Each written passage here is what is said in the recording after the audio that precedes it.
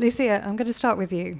Given the work you're doing at 91 and around scaling AI responsibly, how do you think AI is fundamentally changing technology and technology teams and how they're structured and how they operate? Very good. Obviously, we're going to be talking about lots of aspects of that, but first we got to really start with how fast this thing is happening. So if you recall, it was November 2022 when ChatGPT was announced to the world. That's less than 4 years ago. And now we cannot string a sentence together without saying AI at least 3 times. And I guess when it sort of came to be, it was more a thing for the people who were not techies, because the techies have been using technology in much more sophisticated ways than what originally, I guess Gen AI was really doing. But what Gen AI did was put technology in the hands of everybody. So everybody became, well, not everybody, but those who embraced that first and had the access to the tools were thinking about being curious, how can I use this? And the first thing was about productivity. And my encouragement always has been to my teams is we've got to lead by example. You cannot have people who are in technology and pretending this thing is not happening. And I've seen plenty of that in our industry and across the many industries where it's not good enough, it's not gonna take my job. But that's not necessarily how you should be thinking, or the attitude or the question. The question is, what can you do more of? So in 91, we started saying that we were a technology-enabled firm, mostly because we didn't want to say we were a technology firm like many other companies were saying, because we are not. But I guess what we meant by tech-enabled meant that we embrace technology for amplifying and accelerating what we do in our day jobs. And I was expecting my teams to be doing that. But at first was not really as rich as to do anything. And then tools like GitHub Copilot, etc., started emerging and giving access to something that at first was not doing a lot, but by now things have changed quite radically. How technology organizations are changing, or teams are changing, because it's going so fast. You asked me that in January, and I would have said, I'm not really sure. And today I'm going to say something. Let's see, we can compare stories in 3 months' time and see how it changes. Because today my team is practically the same as 3 months ago. Now the conversations are about sizes of teams. You don't need to have 2 pizza team anymore, because now you are going to be able, and we're going to talk more about agentic development and all those aspects, but the teams can be a lot smaller. So then what do you do with the agile ceremonies or the SDLC? How is that going to change? So those are conversations that we are having right now. So we've moved in from curiosity and productivity to real structural changes in across all industries, and software engineering and technology, it's at the leading front of that. So yes, more of those topics. I can talk for a very long time, but maybe we can move and we go back and forth on what the impact of that really is and what that means for people and so on. Interesting. And you mentioned curiosity a lot, but linked to curiosity is probably ambition and thinking, oh, if I could do that, could I do this? Yes. Where are you seeing the biggest gaps between the ambition and then the reality in AI adoption? Really great question. I guess ambition depends whose ambition it is. Is this the ambition of the CEO to just flick the switch and everything becomes a reality? And of course, it doesn't work like that. I've been surprised about the kind of people that have really adopted and went first and were super curious and embraced it, and the people who didn't. And I have not seen, and I keen to hear if you have, any real patterns. It's not the young, it's not the old, it's not the this, it's not the that. One stat that I did here recently is that the women are adopting less those technologies, and that is like such a punch to the stomach. We fought long and hard to be in these roles, and we don't want to be losing there. But I don't see that in my day job. I don't see that in my company. In fact, lots of the people who are leading the moving forward and the thinking hard are women in 91. But there are other gaps. There are gaps that are holding us back into making it a reality. For example, in the development space, in software engineering, I've seen a few of the developers really embracing it really quickly without any encouragement needed. And I've seen some who clearly are on the other end of the spectrum who wouldn't. But most people want to embrace it, but just they've got their job. And what's the balance? What is the obstacle that is making us wait or make it, remove some of the friction away? And a question that we recently have been really discussing internally has been how easy it is for a new developer to start in the team and right away start coding.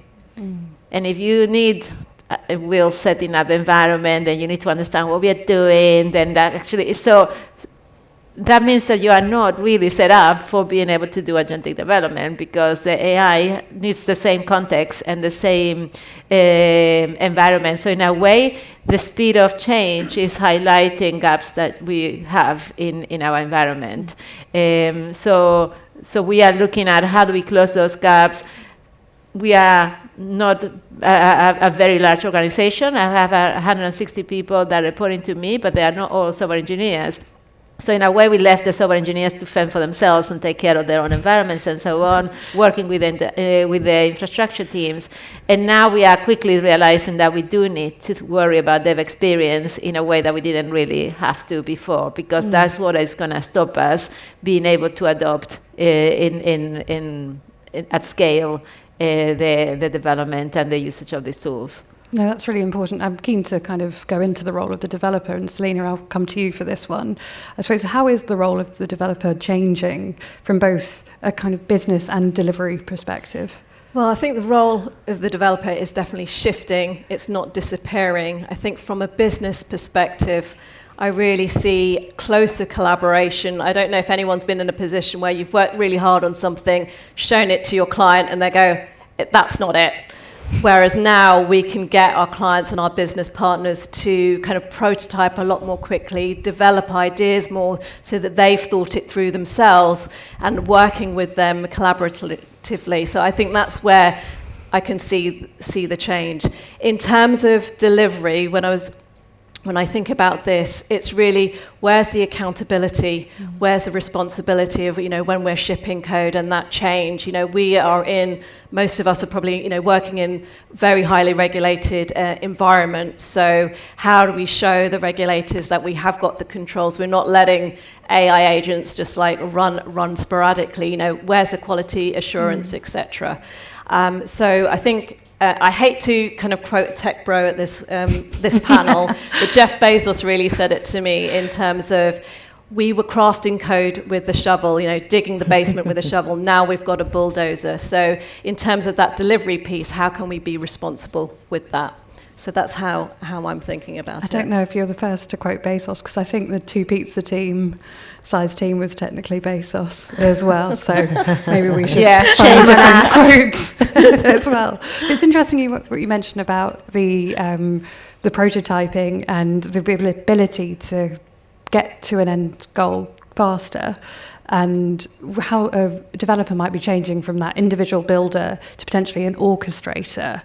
Can you talk a bit more of that and what that might mean for teams? I think it might be a bit simplistic to talk about orchestration. I think we're always going to be builders.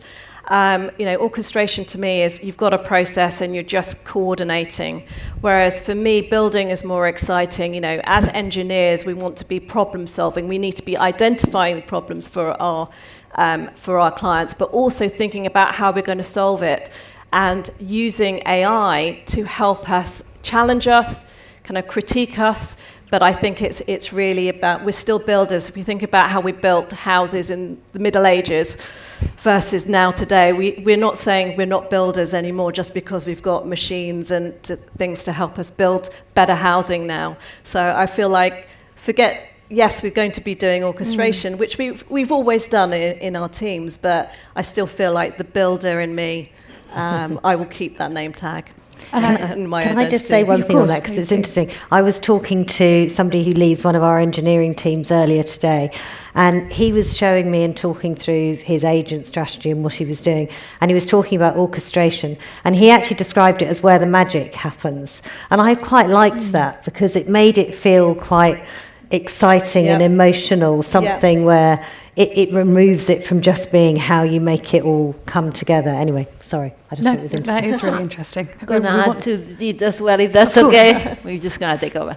So one of the things I have more recently been seeing, which is very interesting, is how the screen is changing. Because I guess one way of looking at what is your job, what do you do, is looking at what people has in the screens.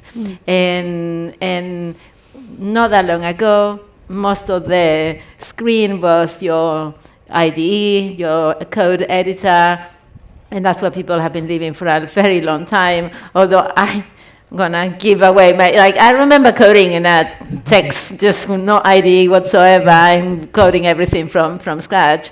So obviously those things have evolved, but the speed of evolution as of recent has been really, really incredible. So the sudden the agent appeared on the left-hand side or on your right, depending how you configure your screen. And it's still a small proportion of your screen. Most was the code. And there you are sort of having some conversations with your agent, and it's asking for approval for changing certain things. And then takes a little bit more of your screen, and it goes in YOLO mode. And I'm sure as many of you know what it means, but for those that don't, that's you only live once. And that basically is tongue-in-cheek for just do it and don't ask me for approval. So now I'm overseeing the code, but I'm not approving every single thing, which I think it really goes to Selena's point. And then I guess it takes a little bit more, and then at some point you go in fully agentic, and you're mostly on the not just one screen, but realizing that you can spin lots of different instances and be coding lots of things in parallel. And then it's when it gets, I guess, tricky, because one day you realize you cannot keep the context of all these threads and how you are really coding and building the right thing. So for me, the role is equally to Selena, not an orchestrator, but an engineer that is leading all these AI workers that are building the code. So it's more of a management and leadership sort of building role, and architecting, because that is very, very important to make sure that all those things that you're spinning are actually adding up to something that is of value. And so that's an interesting way of looking at the evolution of that role as well. No, that's really interesting. Maybe it's the magician as well then, to Lisa's point. Selena, coming back to you then. So I suppose we spoke about engineers being problem solvers, and regardless if you're in kind of the manager or the architect role, I mean, what would you describe as a high-performing engineer in the next 2 to 3 years versus maybe what we would say today?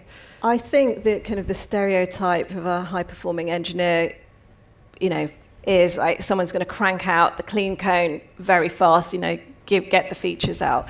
But I think that's kind of undermining what a great engineer is overall today, as well as in the future, in terms of how they think system, in terms of system design, in terms of architecture, having the context, the domain experience. So kind of an expert generalist, an expert who can go deep down into the problems, as well as really understanding the context end-to-end piece of the systems that we're working on. That's how I'm thinking of what a great engineer is today and will be in the future. And I think it's with AI, as Luthia was saying, in terms of that management piece of understanding what your agents are doing, you're going to have that great engineering mindset to manage those agents and manage and control what's happening there. So that's how kind of my gut reaction to that question. Nice. Lisa, so coming to you and building on that, I suppose Selena mentioned the end-to-end. Does that resonate with you around what skills are becoming business critical and what maybe are losing relevance? Yeah, totally. And I mean,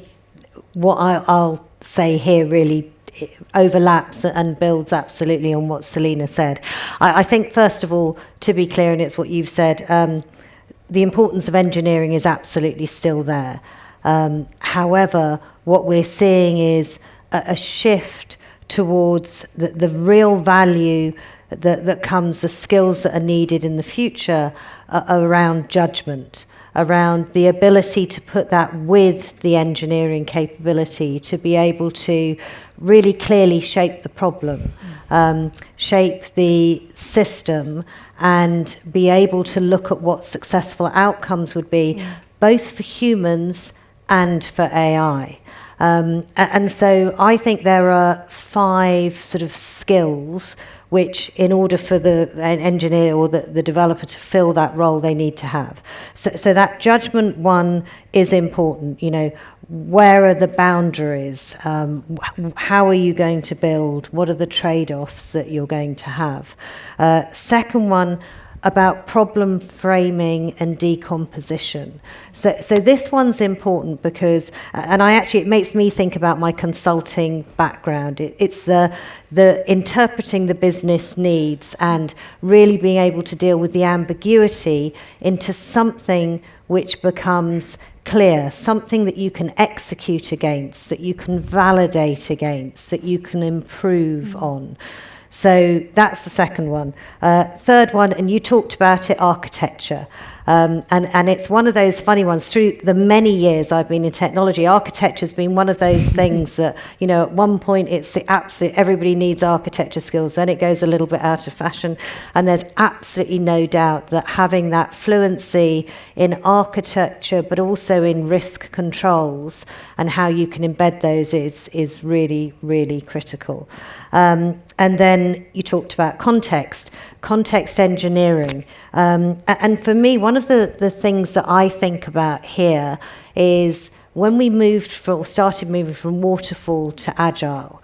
And I don't know how many of you remember in those days, but, you know, everybody said agile. Oh, well, we don't need documentation, we don't need methods and artifacts. This is all about we work together and we're just, you know, doing everything at pace. Oh my goodness, how quickly that started to unravel and cause issues. Well, I think it's very similar here. More so than ever, we absolutely do need to have what I'd call almost like the strong constitution. You need to have the standards and the design standards and methods and all of those things. So that becomes really important. And then finally, learning velocity and also breadth of knowledge. And again, it links to your ability to interpret. You do need to be able to not just look in your specific domain, but to be able to understand the adjacent domains, product, platform, operations, those things and how they interplay together. And then also understanding more across your organisation, more across the functions of the business. Because I'm certainly seeing within our own business that I'm spending a lot more time with our core functions, advisory, tax, audit, because they actually need to work together a lot more than they did in the past. So having that knowledge of what they're trying to do and how they're building systems becomes relevant. Interesting. I suppose some of those topics you're mentioning around architecture, product, engineering would probably be very distinct, separate roles previously. Yeah. How are you seeing team structures evolve to kind of have more of that kind of cross-pollination of skills and ideas in the world of AI? Yeah, totally. So AI is obviously changing how things are done, but it's also changing how and where decisions are getting made. And I think what we're seeing is very much this sort of move from fragmented teams to much more of a integrated product, platform, operational capability. What I'd describe it as more of a persistent capability, because you've got to have the things in place. I think you were talking about it, about how can you get things out there quickly. You can't have a world anymore where everybody is doing it in their own way, in their own teams. So one of the first shifts would be this shift from project type delivery to that product platform capability. Most organizations have project capability. You bring teams together for a period of time to build something with local requirements, which is a fairly short-term need. But in the future, you really need to have those standards. You need to have the things that really drive a consistent way of building, that are there for you to operate on. So that's one of the first ones. Engineering teams become more integrated with the product teams. Now, this is interesting because I think, and I've certainly seen this in my world, where the platform teams have often been seen more as back office IT, and there's been quite a separation.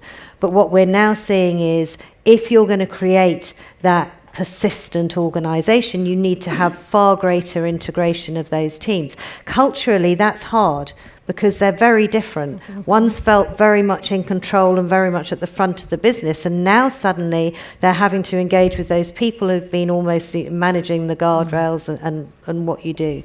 So that's quite different for us. And then you talk about architecture and architecture capability and teams. And for a long while, that's been out to one side. There's been a team that are there. They come in and they check and they validate. They become a stage gate almost for what you're doing. And architecture has to get embedded into how you're building at the time, that underpinning. So again, that's another shift. And then two other ones. The product engineering and the operations teams need to together converge against value. So this starts to play into things like governance and decision making, because if you're going to get the outcomes, you need to be thinking together around where you're going to prioritize. What are the things that you're going to do? What's the core technologies that you're going to use? But you need to do that against the value. Where is the value going to come? And then the final one, which I think is really important and we're seeing more of, is this forward deployed engineering. And people say, well, is that shadow IT? Is that something that's just duplicating? And it absolutely isn't. But again, it's a very big shift. This is where you've got to bring your best together. The best engineers that you have. It's not massive teams, but this is the ability to almost create the bridge from the business to the platforms, to be able to innovate, but doing so actually building into the products and into the core platforms rather than building out at the edge. So I think that's a very important capability. That's really interesting. I suppose... Do you want to add in on that? Yes, I guess totally agreeing with that. I guess the evolution of the operating model from when you look at it from a software engineering perspective, we were totally agreed. We were doing waterfall, then we moved to agile, then we started talking about DevSecOps, then we moved to product mindset, and now you're talking about this proximity that we also are thinking like that. There is a platform, but you've got technology everywhere. You don't have technology just in one department or one team in the organization. Yeah. So that new model of proximity becomes like a superpower product mindset, where it's truly a product mindset because everybody's involved in developing the right thing and extending from that platform. Totally agree with that. Yeah, totally. Nice. And I suppose, Lucia, is that kind of product mindset influencing your kind of workforce planning and your hiring strategies? Are you looking for that more now? I very much agree with what both Selena and Lisa have been saying there. So what type of people you want to sort of be looking for and how that's evolving. And it's not how many engineers you need, but where's the judgment and where is the accountability?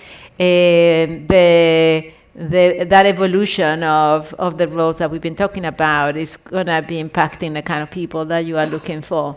And there's an adaptability, there's that judgment, there's accountability, there is depth for sure.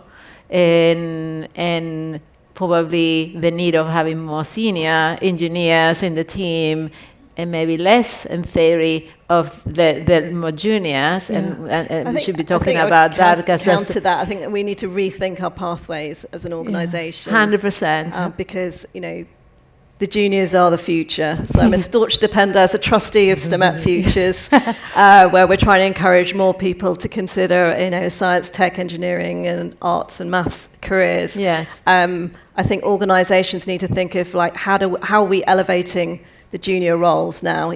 How are we redefining the definition of the software engineer one versus etc. I totally agree, by the way.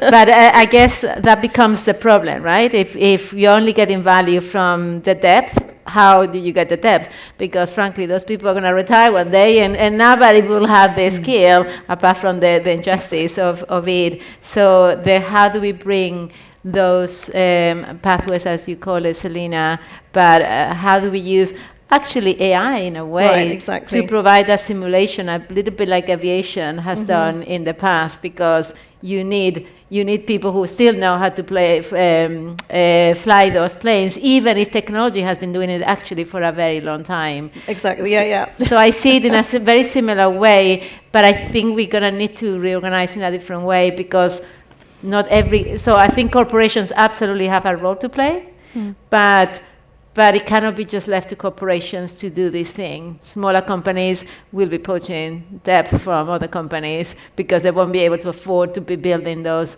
pathways and those solutions.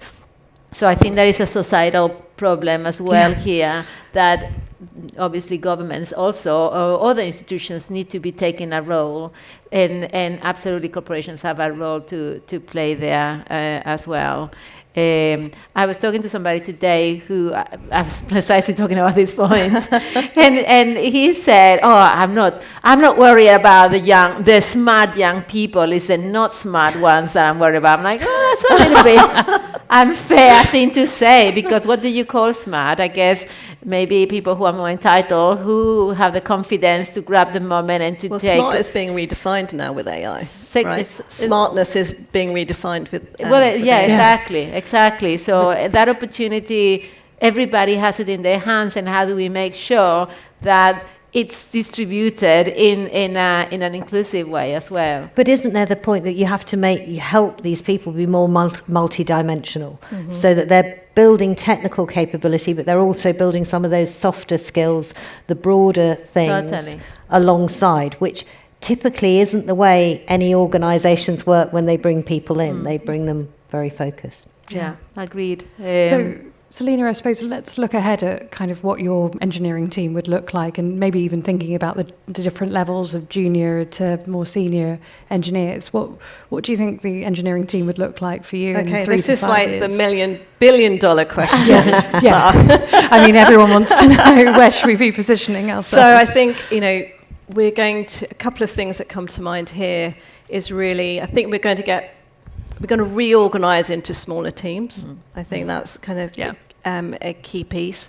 I think, is anyone at Meta here before I say anything? Okay, so I heard on the grapevine, Meta, with its hiring, they're collapsing and getting more flatter. I know a lot of us have been on that kind of organizational flattening journey, but I think Meta has hit, they've been hitting it hard here with people, that maybe like people who are engineering managers now becoming individual contributors. So I think that piece and the responsibility that you're giving the individual contributors is going to be changing. There'll be more responsibility given the flatter organisations with individuals in terms of what's being shipped out as well. So I think that's kind of my kind of key pieces that I see it immediately. But yes, I've forgotten my crystal ball, everybody, so I'm going to put massive disclaimers on that. But I don't know if anyone else has got anything to add on that. I totally agree with you, Selena. I sort of see that smaller team could be 2 people. Because if it's 1 person, then we go back to those key risk dependencies. And, I guess thinking about the junior versus the senior and how that would play. But you do need, to Lisa's point, also rounded of skills, and how two people can sort of be those who would know the subject matter and the engineering. And we've been talking about 2+1, where you have that subject matter coming as a product owner and the two engineers who sort of run, but it's all for grabs, really. I think the other thing is, as techies, we love the technology, we love building, but also think about your team has to think about its stakeholders. So UCL did a study of AI rollout in the NHS. I think they were detecting kind of cancers of the chest. And the engineering part, the building of the tool, wasn't actually the hard part. So the study found that projects were delayed between kind of 4 to 10 months, and a third of the NHS trusts actually didn't deploy the tool at all. And it was really about the complexity of the NHS in terms of the entity, the data governance, but also the staff and the workload. So, having that, not just building the technology for technology's sake, but also thinking about your stakeholders and, potentially the skepticism that they have on the AI tooling. You are taking part of their identity away. We're very tied up. I'm learning about working identity at the moment. Also think about that. It's very easy for us engineers to kind of get caught up in that, when actually the key thing is about deployment and getting your kind of clients over the line with it.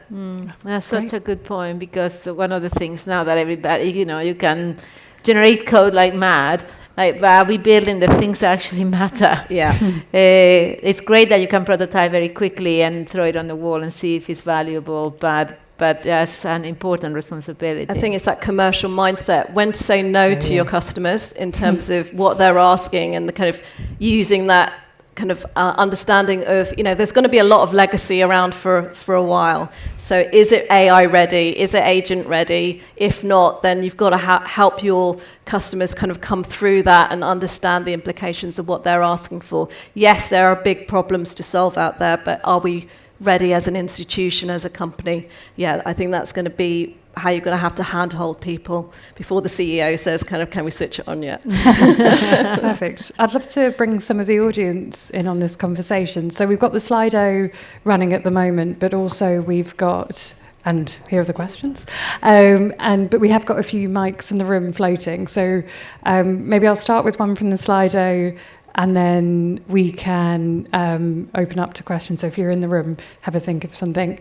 I suppose we've touched upon the impact of AI on junior roles. I suppose, is there anything that we weren't able to touch on earlier that you'd want to add, and especially with your role in the STEMETS workforce and what you're doing there? I would just say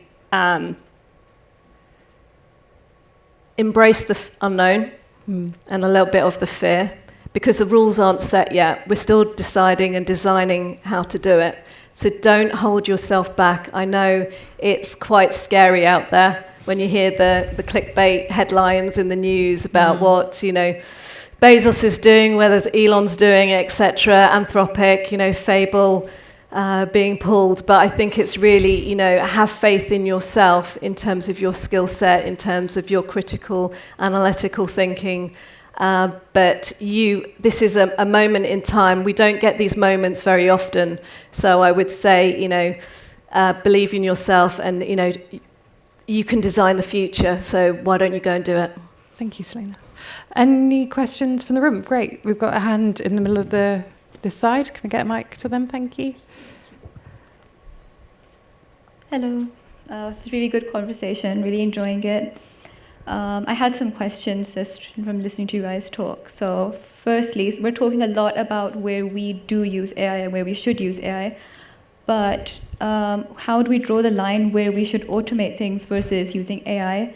And also, so my second question, I think someone's actually asked something similar, but as you mentioned, flattening and reducing the number of people, what does this mean from both ends, like from people just approaching the industry or coming in as like new graduates, and also for people more senior, because we're seeing that, this is just something maybe I've heard, that that companies prefer to keep people that are on mid-level because they can use AI and do the same amount of work or equivalent to what they would be doing if they had like a senior engineer do that work. So I would love to hear your thoughts on this. Perfect. Should we start with the balancing of automation versus AI? I can start with that. So I guess we've been talking a lot about agentic development and the role of the engineer, because just yesterday I was in a conversation with a group of people, a couple of engineers and a couple of people from one of the teams who came up with this solution, which was precisely using Gen AI in order to do something that it's something you could absolutely automate and remove the stochastic nature of Gen AI from, hey, is it going to be working every time? What I said is, why don't you use Gen AI to code the automation instead of making it indeterministic every time? So absolutely right. I guess what agentic development allows you is to be able to do a lot of the automation that we've never got to because we just didn't have enough people to go around, or because, I guess the complexity and the prioritization, et cetera. So now it's about you can reach to more places and add more value. But maybe touches a little on the second part of the question. Can I just add on that one? Because I do think what we've got to be careful, we all know about tokenomics and the potential impact that the cost of this that none of us truly yet understand, we're starting to glimpse into. I do think we have to challenge ourselves on what's the problem we're trying to solve each time. And, does it actually need AI to solve the problem? If it's complex and, you're really trying to have multi-dimensions, then probably a very good fit. But if it's something that you could quite simply see fixed as a workflow for automation. So I think that there is a balance because, I know in a large organization where you've got loads of people wanting to use different tools and test out the things and the excitement, we could end up with costs escalating. Exactly. So. And every time you call in it just keeps ka-ching, ka-ching. Yeah. I think there's a couple of other things as well. It's like your commercial mindset. So that domain context that you have, you need to be building on that, understanding not only the business knowledge that you need, but the market itself. What are your competitors doing? So how do you keep that kind of in mind? And the problems that you're solving is like, what's the commercial impact? I think that's the bottom line piece. When resources are scarce, the tokenomics, are going to come into play, then, not every use case is a good use of AI. But that's why it puts the pressure a lot in the software engineers, because that's a place where you can remove the need of putting Gen AI on everything. So I think that actually adds to the conversation that we're having here. The pressure, a lot of the pressure, it's on us. It's on software engineering, it's on the technology teams. Yeah, and the solution design. Going to the second part of your question, and Lisa, I might come to you because you mentioned around like learning velocity, and maybe that's kind of the intent of the question around like how do you keep up to date? How do you position yourself well? And if you're someone from outside of industry or a new graduate, what could you talk to about like what do you mean by learning velocity and how you're potentially well something that we talk about in KPMG is curiosity and really encouraging that curiosity, that mindset of there's always something new to know and understand. And I think it comes back to not just focusing on a narrow, deep expertise. Not saying that's not important. It is important, but you need to have the breadth as well. It's a T-shaped type model. So it really is. I mean, we do it in our own personal life. It's how you do it in your work environment, how you make sure you are keeping to, challenging and speaking to others and seeing new things. But it's a difficult one. I think something that you can take control of is, expanding your network, building your industry contacts, sharing your findings with your team.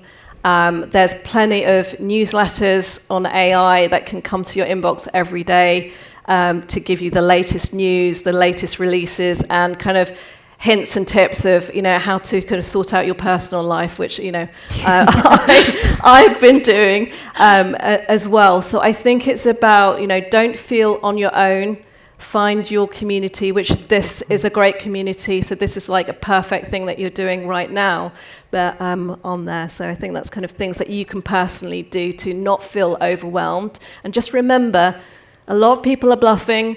Not everybody knows everything. So just keep that and have that kind of inner confidence in yourself and kind of explore. This is fun. We kind of like sometimes get all doom and gloom, but actually this is really, really exciting, and this is an adventure that I hope you embrace. Great. Exactly, and also there's no way that none of us can learn everything, but it's what you do with what you've learned. So put it into practice and do something with what you know.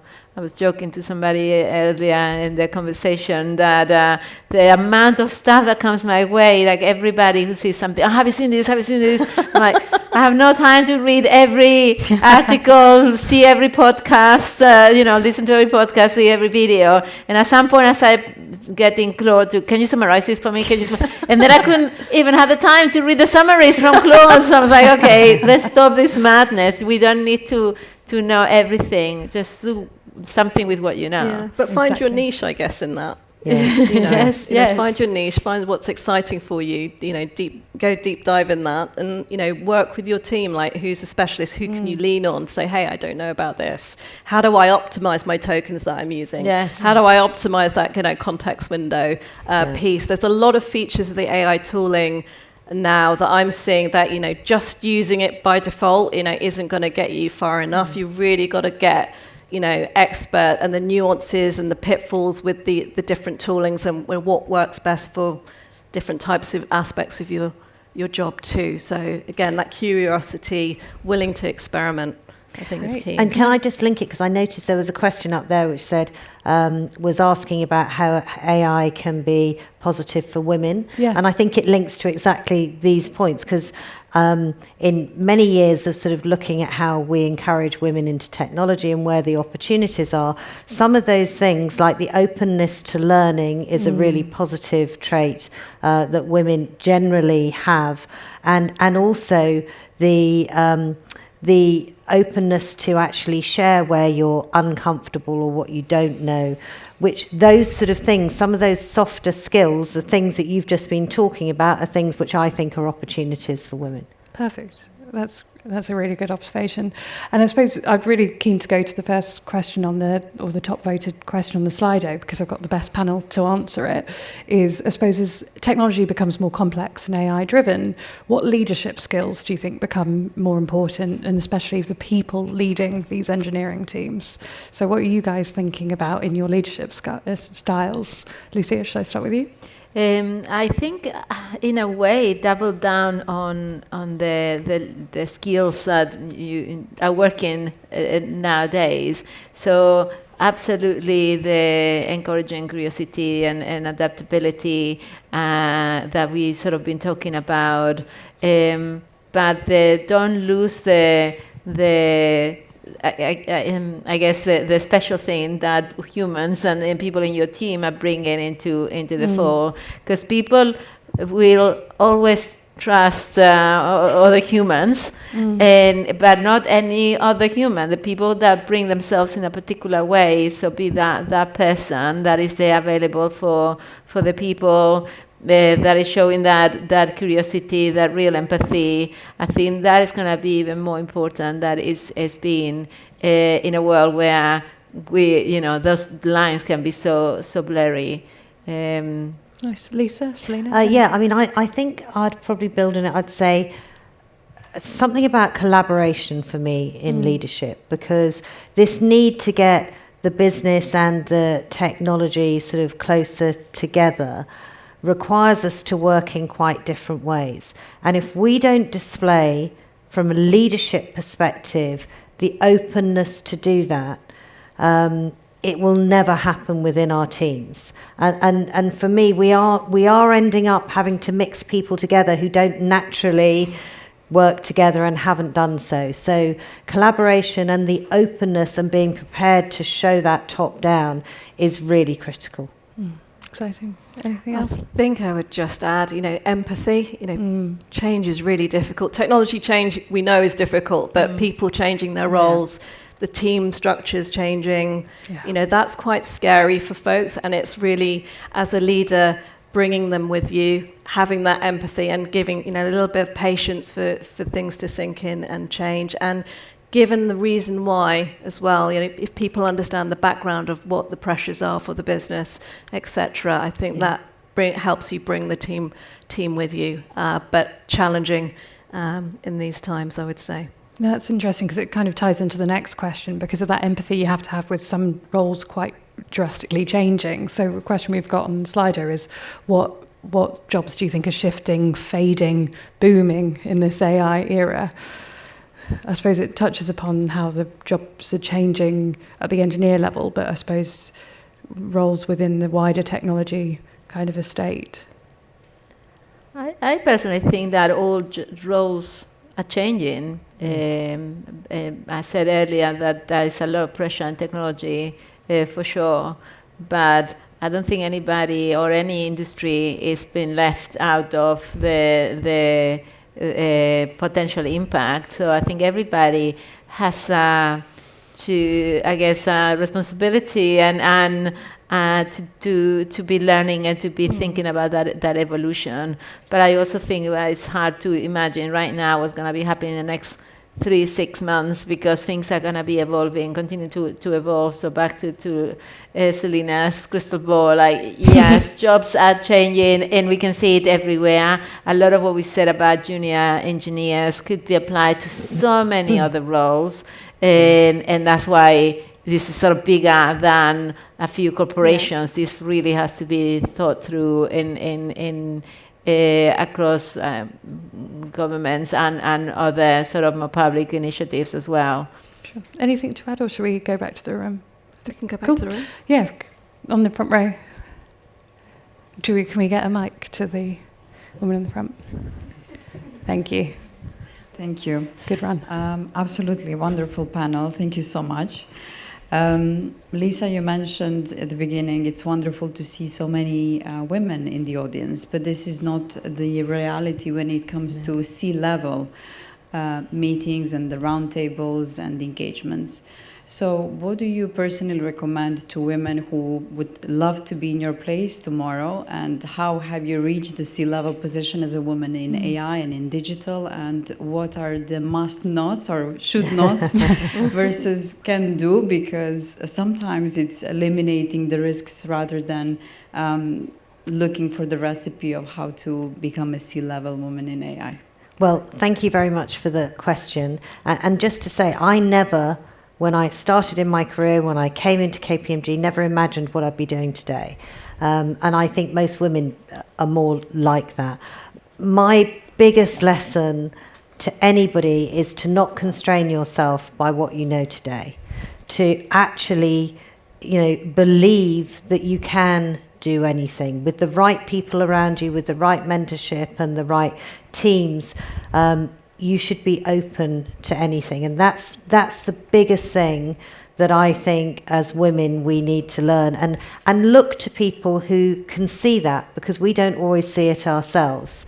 So it's be open to it, don't constrain yourself, and be excited. I mean, it's a bit like that question about what jobs are going to change, or the good jobs. Every job can be a great job. It's how open we are to that, and how much we really embrace it, and we think, yes, I can do this, even when you're scared to death and you really don't know how you're going to go after it. With the right people around you, you can. Brilliant. I think there was another question on the front row. Thank you. Thank you so much. So, by the way, I'm going to steal your introduction, which I really loved, because I'm ex-HSBC and I'm in transition, not taking a gap here. But what I'm really interested to hear about is, so I work on the sort of the business side in terms of identifying innovation. I work in people strategy and innovation, so it's typically identifying opportunities where we can bring in digital tech, and the ultimate goal is always about cost saving as well and innovation. But what I'm interested to know is how are your organizations prioritizing those use cases? Because there are lots of them, and when I used to work with my sort of head of architecture, etc., there's always the clash in terms of digital or tech teams want certain things, whereas the business wants something else. And then it's kind of meeting in the middle. So how does that prioritization happen? And I have actually seen I've had an AI demo last week of this organization that's using AI to do prioritization. So I'm keen to hear whether you have seen something like that, because I'm very interested in their proposition. So, who wants to start? Who wants to take Lisa? that? I don't mind. I'm happy to Lisa? start. Yeah. So it's a really good question, and certainly what I see in my own business and how we're dealing with this. It talks to what I mentioned earlier about value streams and where the value is going to come, because we did a questionnaire around just the part of KPMG I'm in, and we had 500 use cases, and everybody wants to do all of these different things. And the reality is we just can't do all of those. It's not where we're going to get the value. So you've got to bring it back to what's the business strategy? What are the things that we're going after as a business? And you might do that by a domain within the business, not necessarily broadly. And then actually saying, therefore, what should we do? And then I think the other dimension to it is, though, even if you're looking for one part of the business, you should also then look across, because then you should say, is what we're saying we want to do here, if I look in my own world for tax, what's the relevance of that for advisory? And actually then start to say, where you've got enterprise use of these things, focus on some of those earlier, because that's putting into the sort of the constitution, the foundation that you can use more broadly. That's certainly the way we've been looking at it. Just to add to that, absolutely right. Value has to be a main driver from making those decisions.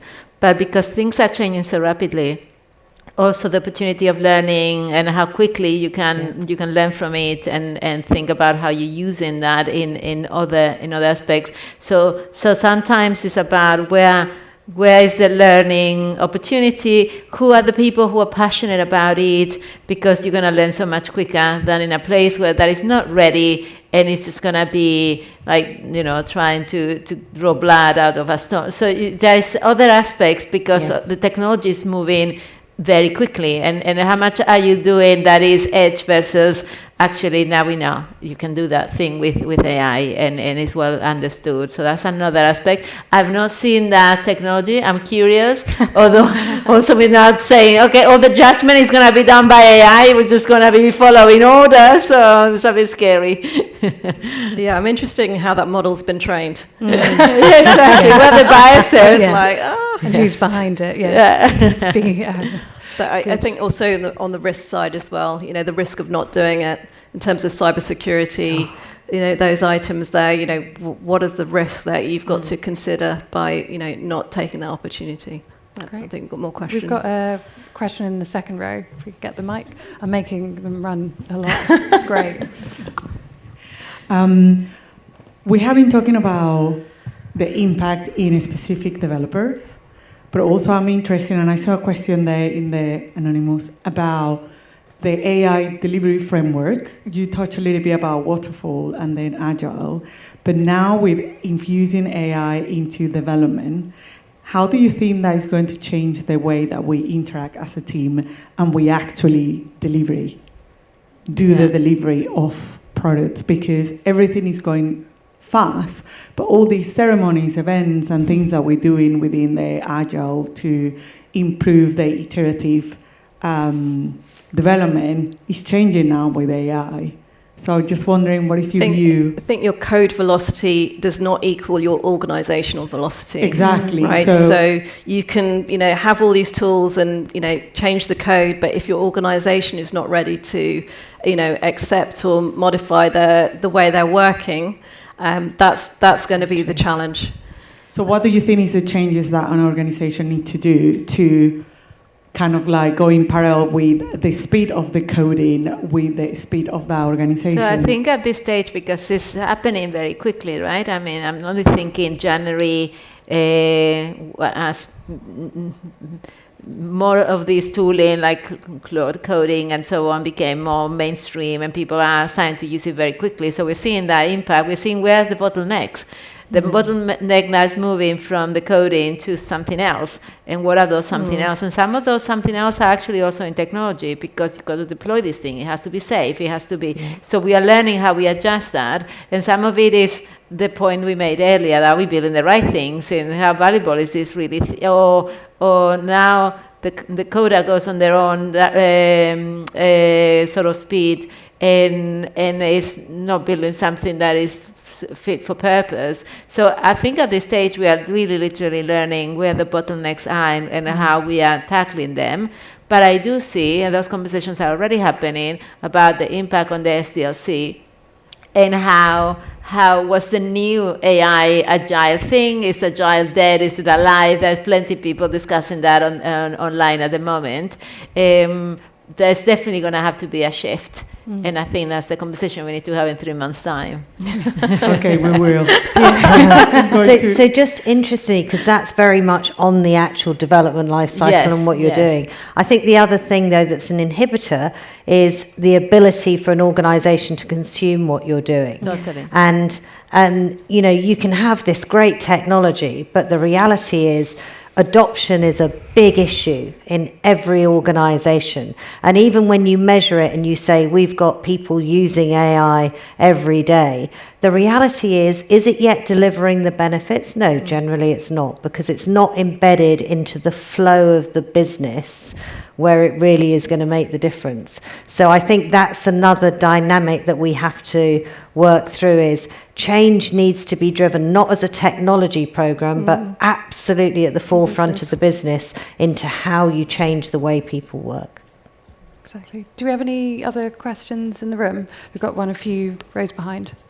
Well, this will be like a follow-up to Patricia's question, which is, and I asked in the chat as well, and this is for you, Lisa, as a consultant, as an ex-consultant and working for KPMG, is how do you then manage the conversation between the senior leadership, the C-level, who believe that AI is a magic wand and it's going to do everything, and the end users, which are probably developing a lot of things, solving a lot of problems, but actually the main pain points probably are not being solved by AI.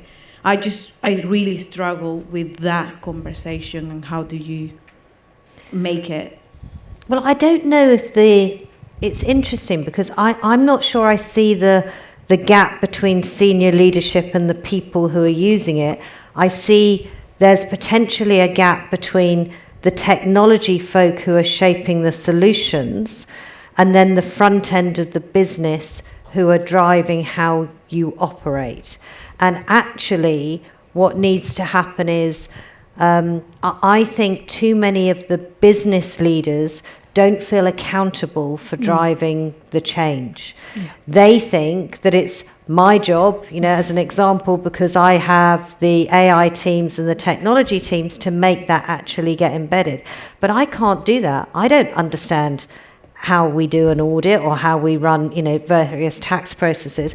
I need those people who are actually driving that to own it. So I think that's the point, that AI is not the responsibility of a small group of people in a business. It's a responsibility right the way through the business. And certainly in my organisation, we see that. At the top in the leadership team, we see that. And so now what I'm creating is joint governance, which is my global digital together with the global functions, where we together are driving the change, not just me.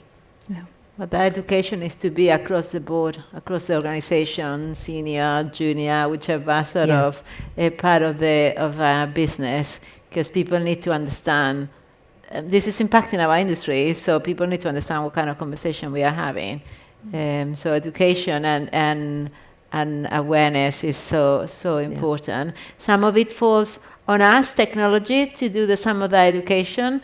But what I see in practice is that there are lots of people who are very aware of what's the reality and are being part of that conversation. And just thinking about education, sometimes you need to bring someone external to come in to talk to your C-suite about changing their mindset about what are the possibilities, what are the challenges on them. I'm an advisor on Makers Tech, so they also do that, come and speak to the C-suite on those kind of things. But I think that's something where it might be that because you're the techie, the message may not land as well on there. So sometimes getting a different voice, but another consultant coming in to give that vision, and the implications not only for the company but for society in general, the implications of sovereignty as well for the company. What are the risks in that?